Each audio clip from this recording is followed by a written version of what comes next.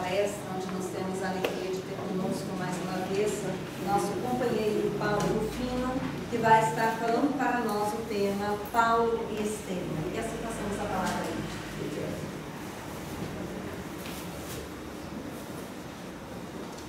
Bom, boa noite a todos. Mais uma vez, obrigado por estar com vocês.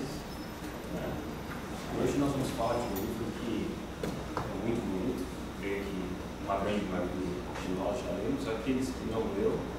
Então fica essa pitada aí de incentivo para que se leia esse livro tão maravilhoso que nós vamos estudar hoje, que é Paulo e Estevão. É um livro que foi psicografado na década de 40, no século XX, por Chico Xavier, esse grande médium, né, de muitas capacidades, e que traz aí como esse coautor espiritual, né, o grande Emmanuel, o grande amigo irmão Emmanuel, que traz para nós essa biografia mediúnica, né, espiritual, da vida de Paulo, né, e de Estevão, e qual a importância deles na história da nossa humanidade. Então, essa é uma análise muito importante. Esse livro é um livro muito interessante, porque além de ser uma biografia, a biografia trata da vida de um ser humano, né, da realidade da vida de um ser humano. E quando muitas vezes a gente ouve falar, né, de alguém, principalmente se ouve falar aqueles que tiveram o título, né, de santos, a gente pensa, nossa, ele foi predestinado, ele foi fácil, e ele chegou ali, já nasceu marcado com essa facilidade para fazer aquilo que ele devia fazer. Mas quando a gente lê a biografia de alguém, né, que nós consideramos ser alguém bem sucedido, alguém que conseguiu vencer todos os obstáculos, a gente começa a ver na entrelinha que não é bem assim. A realidade é muito diferente daquela que nós imaginávamos que seria. E esse livro ele traz esse estudo para nós, porque ele é uma homenagem, uma exaltação à coragem de se superar a si mesmo. E principalmente no momento onde o homem ele tem sim uma missão, e todos nós aqui temos, né? Esse estudo que foi feito hoje, desde a questão psicológica que está sendo aqui estudada, né, da obra de Joana de Ângeles, o Autodescobrimento, como o Livro dos Espíritos, ele me dá muita base para tentar passar um pouco desse livro, né, que é tão maravilhoso. Então, quando nós estudamos esse livro, vemos o quanto é importante, né, a coragem para superar ou corrigir um erro, uma rota que nós escolhemos por nós mesmos, que muitas vezes não estava no nosso caminho, mas quando a gente encara, né, como eu disse uma vez para o meu avô, né, ele estava me dando uma lição, ensinando, eu era muito criança, e eu dei uma desculpa esfarrapada porque eu escutei meu avô falando, eu escutei uma pessoa falando, e meu avô falou assim, olha, você não deve fazer isso. Daí eu olhei para o meu avô e falei, mas a carne é fraca. E ele me deu a seguinte resposta, meu neto, a carne é fraca, mas o espírito é forte, né? Então, esse livro nos traz uma mensagem de coragem, porque muitas vezes quando nós fazemos erros, ou cometemos erros que para os nossos olhos e do próximo são erros extremamente graves, uma grande tendência nossa, até por experiências de outras vidas, é entrar num processo de culpa vicioso e a gente não sai daquilo e também não melhora a vida presente. A gente fica parado naquela inércia, naquele vício, né, só se lamentando. E quando nós estudamos a vida, né, de Paulo, né, ou São Paulo e de Estevão, nós vemos aí o quanto o homem conseguiu ser corajoso e dar vazão a cumprir aquilo que seu espírito tinha que cumprir, né? Não se deixasse levar pela culpa, né, que poderia segurá-lo ou deixá-lo invalidar a sua própria reencarnação. fazendo com que ele só acumulasse mais débitos ao invés de se auto-melhorar. E quando nós fazemos a leitura desse livro, que é muito bonito, eu estou lendo pela terceira vez, né? Tenho que confessar para vocês. Que a primeira vez eu li na minha adolescência, que meu pai me indicou, mas demorou, um dia eu peguei a ler e nunca mais parei, adorei. A segunda foi quando eu mudei do Brasil para cá. Eu falei, vou levar esse livro para mim, porque nesse momento, eu lembrei muito, tem uma passagem que Paulo, quando ele se converte do judaísmo para o cristianismo, ele vai para o deserto. Eu falei assim, olha, vai ser o meu deserto, então lá eu vou poder refletir muitas coisas. Nada melhor que levar um bom livro comigo. Então eu vou levar Paulo Estevam e lá vou refletir bastante. E agora eu estou lendo pela terceira vez, né? Mas agora eu estou lendo em inglês. Então, e toda vez que você lê esse livro, não tem uma pessoa aqui, eu acho que todos que leram, que não se emocionaram. Não tem uma pessoa que não derrubou uma lágrima, não sentiu compaixão, não se sentiu um personagem daquele tempo e daquele momento. Porque o que Emmanuel faz, junto com o Chico, nos faz entrar dentro da história e sentir e vivenciar o que os personagens reais daquele momento, daquela vida, sentiram e vivenciaram. Ele faz uma análise psicológica muito importante dos personagens, que nos toca com uma profundeza e que faz nós refletirmos sobre nós mesmos, quem nós somos. E muitas vezes, quando lemos esse livro, essa obra que é magnífica, nós nos pensamos, o que eu faria naquele momento? Ou muitas vezes, queremos censurar a atitude de alguém naquele livro, mas sequer pensamos que muitas vezes nós deveríamos censurar a nós mesmos. Então, o estudo dessa noite sobre essa obra não é passar ela toda para vocês, mas, se for permitido, né, é para deixar aquela fagulha, né, de luz, aquela vontade de se debruçar sobre essa obra e fazer um estudo aprofundado, porque é um estudo que nos dá muita coragem diante de várias situações que nós vivenciamos na nossa vida, ou que vamos experimentar. Momentos nossos que vai fazer lembrar esses grandes homens, que nós lembramos deles com muito respeito e muita veneração, mas lembrando que eles foram homens como nós, foram falíveis, né?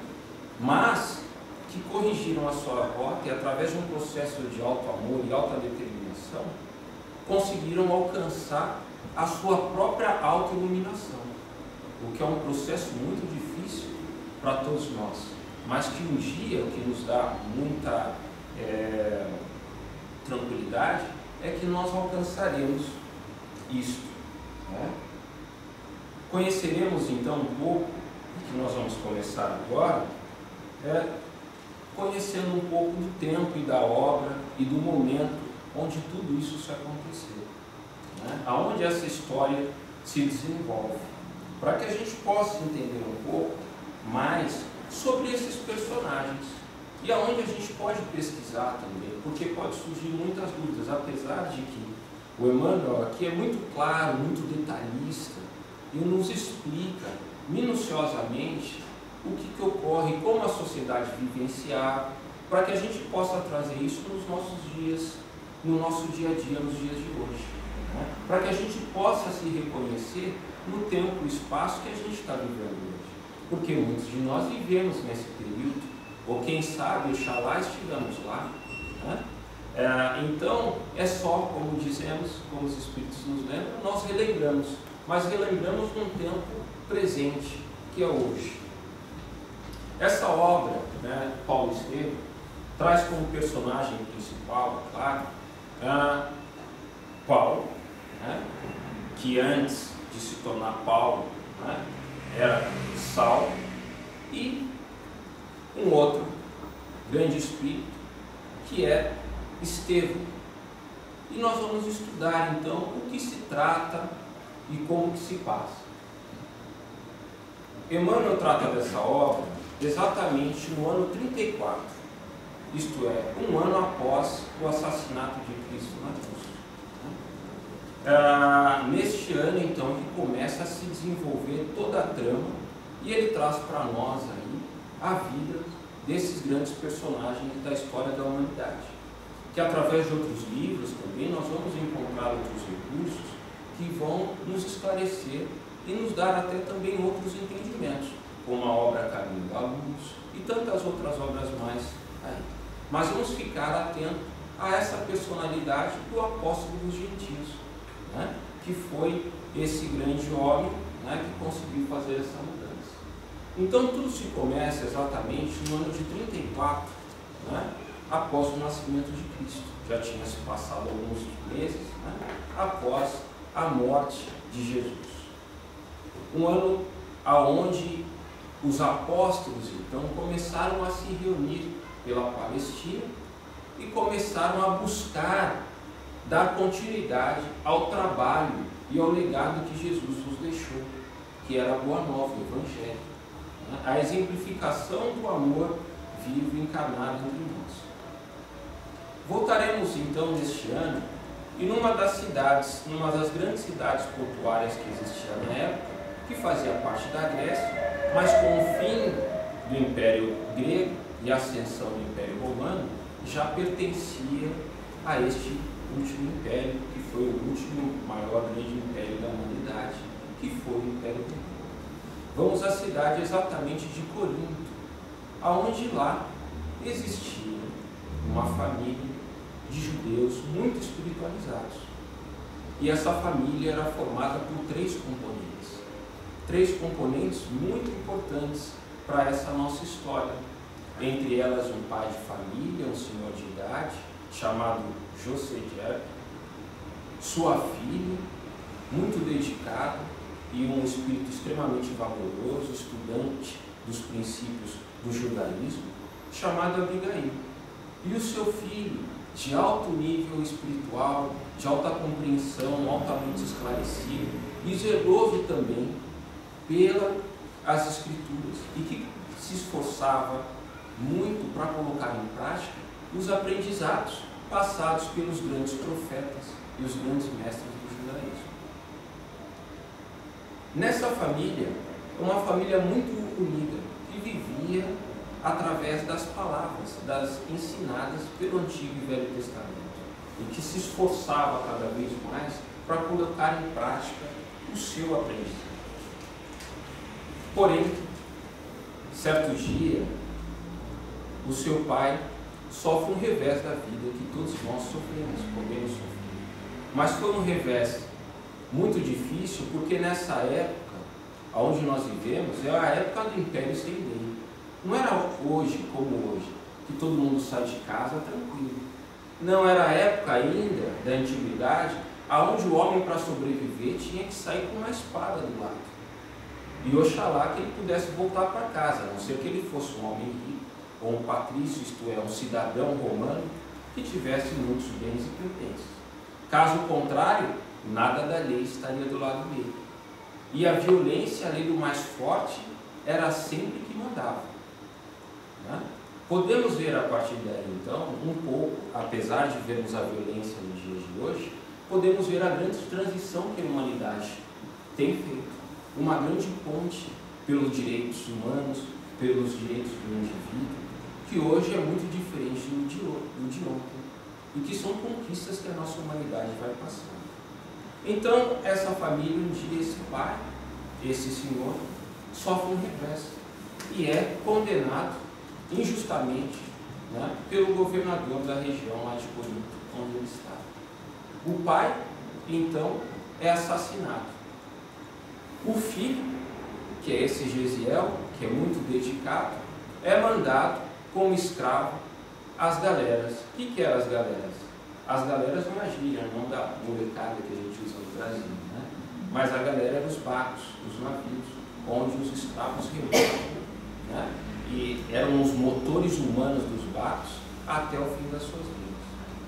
E a sua irmã foi deixada, a Deus dará o seu próprio destino. Então essas três figuras são separadas momentaneamente, naquele momento, naquele espaço-tempo. Lembrando que naquele espaço-tempo, quando a gente sai daquela região grega, nós temos ainda um grande templo, o Sinédrio, né, onde se encontravam os grandes doutores da lei. E quem que eram os grandes doutores da lei? Eram aqueles que faziam parte, principalmente, de uma grande seita judaica, que parou de existir 70 anos depois, após a morte de Cristo, que eram os fariseus. Os fariseus eram aqueles que acreditavam, que zelavam mais pela forma do que pelo conteúdo. E nós vamos encontrar mais informações sobre os fariseus, estas seitas e as tribos judaicas, se nós lermos a introdução do Evangelho segundo o Espiritismo. Porque Kardec, lá, antes de começar o Evangelho, ele deixa para nós notícias históricas. E lá ele tenta nos situar em espaço e tempo, para explicar e exemplificar melhor o que Jesus queria dizer. Por que Jesus sempre falava sobre os fariseus, ele combatia as doutrinas deles, e etc., para que a gente pudesse compreender um pouco melhor. Então, quem não teve a oportunidade de ler a introdução do Evangelho segundo o Espiritismo, que faça essa análise mais tarde, que é muito bonita e muito interessante. Nesse momento, o grande centro do judaísmo, que ainda hoje é, né, era a Palestina, e o Sinédrio, o templo, né, estava lá em pé. Não estava como hoje, né, só sobre pedras, mas estava lá. E esses homens, doutores da lei, estavam lá preocupados ainda com as suas quimeras, com as suas políticas do dia a dia. E havia um grande jovem naquela época, um jovem doutor da lei, nascido na Turquia de hoje, né, que hoje nós conhecemos como Turquia, que era Tarso. E nós temos que conhecer um pouco sobre esse homem para poder também entender a sua história. Porque esse homem que nasceu nessa cidade, ele veio de uma família extremamente abastada. Um judeu, mas um judeu de cidadania romana. A gente tem que lembrar que hoje a cidadania poderia ser conquistada e poderia ser comprada. Assim como muitos de nós aqui somos brasileiros, não somos ingleses. Mas muitos aqui possuem a cidadania inglesa, que era o mesmo caso, naquela época, da cidadania romana. Os pais de Saulo eram comerciantes, tecelão, que ensinaram a ele também esse artifício, ser um tecelão. Mas eles conseguiram conquistar, né, venceram o trabalho e se tornaram abastados. E deram ao seu filho o melhor da educação que eles poderiam dar, tanto do ponto de vista religioso, do judaísmo, como do ponto de vista intelectual. Então Paulo foi estudar numa das melhores universidades que o mundo tinha na época, né? E ele se formou com grande distinção. Aprendeu, entre tudo, grandes línguas. Aprendeu várias línguas, entre elas o grego, que era muito erudito, o latim, que era a língua romana, e a sua língua da sua pátria-mãe, né, dos seus pais, que era a língua judaica. Ele cresceu também aprendendo, entre tudo, a filosofia. E tinha como ensejo, e almejava sempre, né, se tornar um grande doutor da lei. Um dia ir ao Sinédrio e fazer parte daquela grupo de homens e intelectuais que, naquele momento, eram que guiavam a sociedade judaica na época. Então ele estudou, e os seus pais, muito zelosos, e sem lembrar que ele era um homem extremamente rígido, determinado, mas um homem que trabalhava e ele tinha plena convicção de que tinha que se defender as leis. E quais eram as leis? Os profetas antigos e Moisés, a qualquer custo. E manter ali o orgulho do povo para preparar-se para o novo Messias. Paulo vivia na Palestina e uma certa feita, um certo momento da história, ele encontra com Abigail.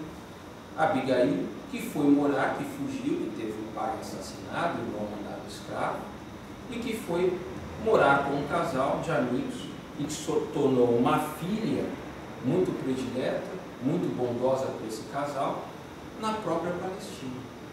Paulo então conhece essa moça de altas qualidades, de altos conhecimentos da doutrina judaica. E ele se encanta e se apaixona. E ela vira a sua prometida, a prometida Abigail. E ela morava no interior da cidade, né, nas cercanias de Jerusalém, e ele saía sempre quando ele terminava os seus trabalhos, né, atarifados nas questões políticas e ideais do seu povo. Ele ia lá se encontrar com ela para buscar um pouco de calma, de tranquilidade. E agora o irmão e ela sempre imaginando que um dia encontraria com o seu irmão predileto, que havia sido mandado como escravo. Fazia suas preces e imaginava que esse dia um dia havia de vir. E Paulo e Saulo, naquela época, não se chamava Paulo, a convida para que ela seja sua noiva. E ela, muito feliz, aceita, porque vê naquele homem um homem de grandes qualidades. Porque ele era um homem sério, dedicado, honrado, trabalhador, inteligente, né? Tudo que alguém poderia esperar, né, de um companheiro. E ela encontra naquele homem, então, uma nova esperança na sua vida, uma esperança de uma família, de seguir uma vida melhor. Porém, Gesiel, que foi menos afortunado naquele momento, mandado como escravo, mas ele nunca perdeu uma coisa que se chama esperança, e a vontade e a certeza de que Deus está sempre conosco, mesmo nos momentos mais difíceis. E que na vida ele já tinha aquela consciência, mesmo jovem, que são as provas da vida, são mandadas por Deus, para que possa testar as fibras mais íntimas da nossa alma e ver o quanto nós estamos preparados para vencer, o quanto nós estamos preparados para entender o verdadeiro valor da vida. E escravizado, um homem que era livre, ele jamais se revoltou. Tanto é que, como cativo, naquele navio, ele já chamou a atenção do capitão, porque ele nunca se rebelava e sempre mantinha o seu espírito sereno e sempre positivo diante de todas as dificuldades da vida. Um dia, esse navio recebe um grande cidadão romano. E ao adentrar dentro desse navio, esse cidadão passa mal. E quem vai tratar desse cidadão romano? Gesiel. Ao tratar dele, o cidadão romano sara e esse rapaz cai enfermo. Porém, esse cidadão romano, já muito compadecido dele, resolve dar então a Gesiel a liberdade e abandona-o e deixa-o no próximo porto, que já se encontra em Jerusalém, nas cercanias da Palestina. E aí então começa uma nova história, porque esse rapaz Gesiel vai bater na porta da Casa do Caminho. A Casa do Caminho é uma das primeiras organizações cristãs baseadas no ensinamento do cristianismo da Boa Nova. E quem que era a Casa do Caminho? Uma casa muito simples, muito singela, que era a casa de Pedro, Simão Pedro, apóstolo de Cristo, aquele que o negou 3 vezes, mas que mesmo assim também corrigiu sua vida e seguiu o seu caminho. Pedro, junto com Felipe, Tiago e João Evangelistas e outros amigos, lá naquela casa exercitavam o verdadeiro mandamento que Jesus deixou: fora da caridade não há salvação. Ele atendia os pobres, os estrupiados, aqueles que eram doentes, os anciãos que foram rejeitados pela sua família e todos os demais incansavelmente, numa casa singela. E lá pregava o Evangelho, restabelecia a esperança e a alegria das pessoas. Nesta casa, Gesiel é acolhido e descobre um estranho sentimento que ele jamais tinha visto. E descobre mais para a sua própria alegria que aquele que ele imaginava e que esperava ansioso, o Messias dos judeus, já tinha vindo na terra. E é nesse momento que Gesiel se converte ao cristianismo e se torna Estevão, e começa a pregar e auxiliar a todos dentro daquela casa singela. Ele se torna mais uma luz que se junta àquela casa, que, como o nome diz, a casa do caminho, a casa que ajuda a todos a passarem dessa transição dolorosa para uma transição mais luminosa. Porém, esta casa do caminho e as pregações de Gesiel e como de todos os outros apóstolos que estão lá e todos os seguidores do Cristo, começa mais uma vez a calçar e a pegar no calcanhar dos fariseus. Os fariseus se tornam revoltados, não aceitam que aquele carpinteiro que havia sido decretado como uma pessoa vil pelo próprio Sinédrio, por eles próprios, estava novamente causando um novo movimento de transformação. E Paulo, então, na sua ânsia e na sua ambição de se tornar um grande defensor das suas tradições, vai em busca da perseguição daqueles que estavam fazendo bem. E o que ele faz de terrível? Ele persegue os cristãos e leva ao próprio assassinato e à condenação de Estevão. Para sua azar, ele não sabia, e como tudo na vida, as leis de Deus, né, para sua azar e sorte também, e as leis de Deus corrigem-nos os nossos erros, o que ele descobre? Que quem ele mandou assassinar a pedradas é quem? O seu próprio cunhado, que seria o seu futuro cunhado, que é Estevão. A partir desse momento ele perde sua noiva, não tem como conseguir seguir mais, se revolta cada vez mais com aqueles que seguem Cristo, e ele vai perseguindo aqueles no caminho para tentar de uma forma ou de outra destruir aquelas palavras que são caminhadas por aqueles que se dizem o Senhor da boa nova do Evangelho. Neste grande momento é que eu trago uma palavra de uma música que nos lembra muito a transformação de alguém, porque eu gosto muito de música e todos nós aqui gostamos de música, né? E a música popular, às vezes ela tem umas mensagens que nos trazem uma grande reflexão da nossa própria vida. E uma delas que eu gosto muito, tem uma banda que eu gosto muito, que chama Rato, tem uma música que chama Papo de Submundo, né? Que ela diz o seguinte: o nascimento de uma alma é coisa demorável, não é partido ou jazz em que se improvise, não é casa amoldada, laje que suba fácil, a natureza da gente não tem esse disco. Quando eles dizem não é partido ou jazz, partido é um samba, né? Para quem não conhece, temos amigos portugueses aqui também, mas ou jazz, que as músicas podem ser improvisadas, da última hora pode ser feita. E a alma não é assim. Para a nossa alma se autoiluminar, a gente passa por várias existências. A gente aprende muito, né? A nossa própria alma é um cabedal de história. E Paulo passa por isso.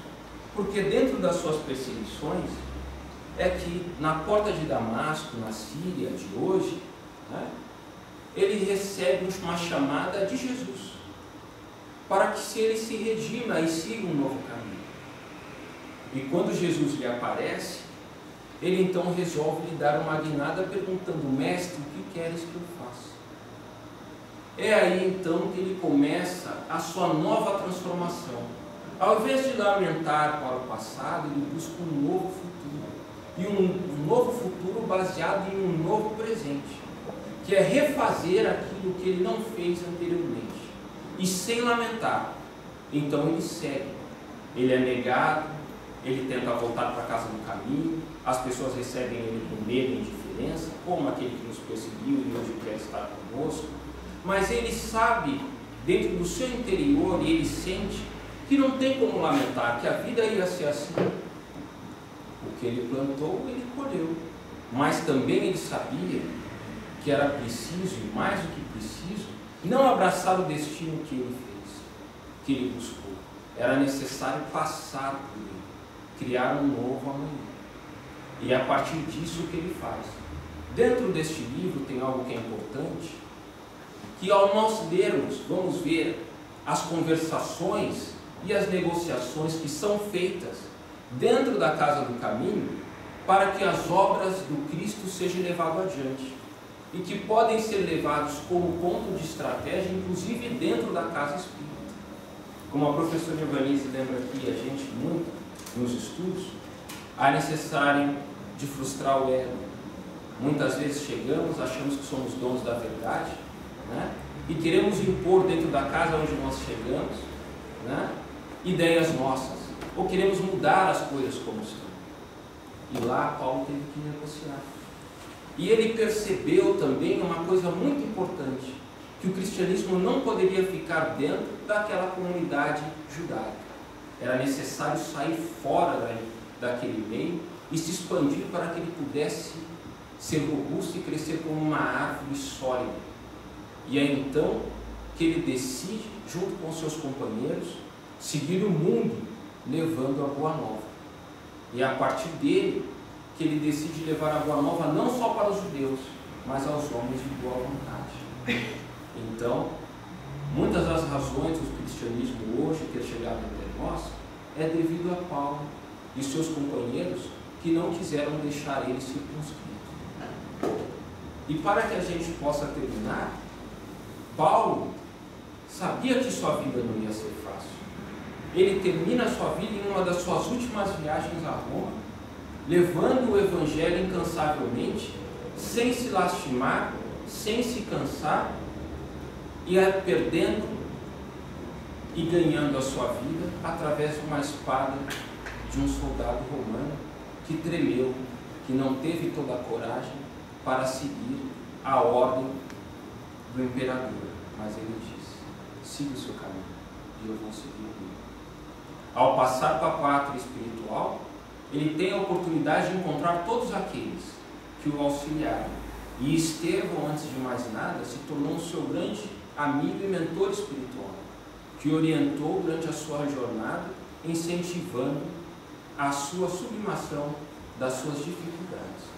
Então eu termino aqui dizendo a todos que não tiveram a oportunidade de ler Paulo e Estevão, que leiam e estudem, porque lá nós vamos encontrar muitas das respostas que nós temos, inclusive, para o dia de hoje, e respostas nossas do dia a dia, desde as negociações, e tudo baseado num único objetivo, que era de fazer a obra maior que nós estudamos agora aqui no Livro dos Espíritos, de levar e cumprir as obras de Deus, e de levar e cumprir a obra de Deus dentro do limite de cada um, mas nós não sabemos o nosso limite, então é necessário trabalharmos e caminharmos. Então, encerro hoje. Muito obrigado.